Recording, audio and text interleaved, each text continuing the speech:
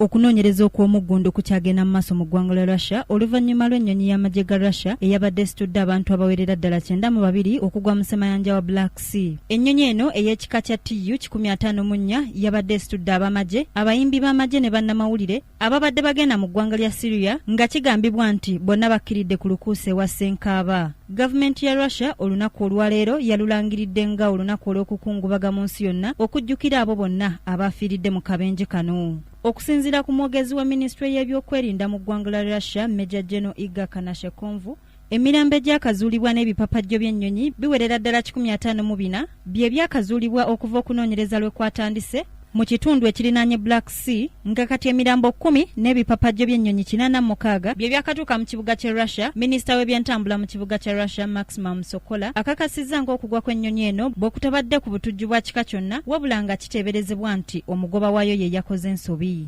Wetujjidde ku mpewo ng'ab'ebyokwerinda ku ddala lyonna mu ggwanga lya Russia bakola bukubirire okulaba nga bazuula emirambo 81 egikyabuze mu bitundu ebirinaanye ssemayanja wa Black Sea.